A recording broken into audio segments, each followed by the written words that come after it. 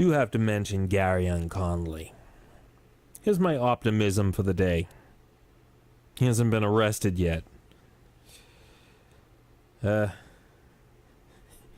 you win the lottery, what you want to do is you want to get a roll of black Gorilla duct tape and wrap the entire thing around your mouth. Strap yourself to a chair until you can make arrangements to secretly get to the lottery center. You will not seek out anyone of the opposite sex, same sex, alien sex, anyone that could potentially set you up for a lawsuit. 3 days before the draft, let's have an orgy. Yeah. You're about to become a millionaire. You have to think better. You have to think a little bit better. I'm not even casting judgment. Personally, I think both of them are. Or just all four of them are, just ridiculous. They're changing the statements. Seem to be evading the truth. And for the Raiders' sake, I just hope the DEA, the prosecution says, oh, the hell with them. We don't want anything to do with them. He's going to Oakland. He's out of our system. But he needs to clean up his act when he comes to the Raiders. Because the Raiders really do need a shutdown corner. And as I said in the other video, I was going to start talking about the DBs. And this is very important. Because last time I checked, Sean Smith could actually be cut without any salary cap implications. And I don't know what the implications of Emerson would be, but I don't think he's in as much danger. It really depends on how these other players come in, because you never know. Last year, Rashad comes in, and he just impresses everyone. And, you never know. It could be one of these other cornerbacks coming in. It could be the one, Borders, I think his name was. He could come in and impress.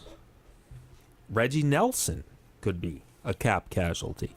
He's 34 years old. And Obi-Wan Raider, because I can't remember his last name, and I've been calling him Obi-Wan since he was drafted.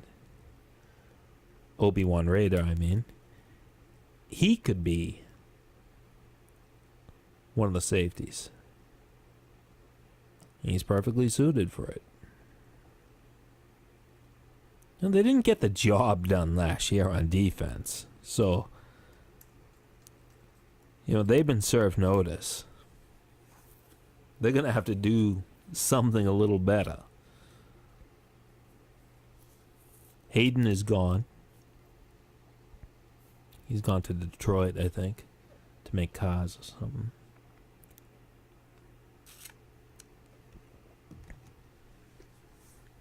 I'm not saying Sean Smith's going to get cut. I'm not saying anyone's going to get cut, because it's premature at this point.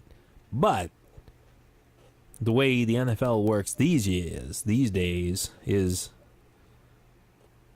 players have to perform or they're cut. That the only guaranteed money are signing bonuses, and they like to front load those contracts. So in the second half of the contract, if it's short contract or whatever, the 2-year contract, all the money's already been paid. That's guaranteed, and all you have to do is cut you. And it can happen. And it's probably going to happen to a lot of players. It used to be. Anyone as old as me would remember that the NFL was a little slower, and players lasted a longer time. They really did. There was a lot of players who just stuck around forever, it would seem. And now I'm not even talking about like George Blanda, the exceptional like ones, or some of the kickers. But there were linebackers out there in their 30s. There were running backs in their 30s. That's all changed now because the salary cap. The league wanted even matchups. And as a result, you kind of get parity. You know, they're trying to get every team to go 8-8. A lot of teams would have failed without the salary cap. That includes the Green Bay Packers. Yeah. And the Patriots would have failed because if the NFL didn't give them all these special rules. And don't even try to tell me the NFL's picking on them for the inflate gate, spy gate. That's all. Call it a red herring or something. You know, it's just a false flag. It's to make it seem like they're picking on the Patriots. You just watch their games. You watch how much time Tom Brady has to throw the ball. He's got way too much time. But whatever. The Raiders definitely need to improve their secondary. Conley needs to improve his character and not do gangbangs at 3 a.m. And he should feel very fortunate if he gets away with whatever he did. There was definitely misconduct involved. Especially before the draft. It was just, you know, they should really be looked after. And they're celebrating before they even make the team.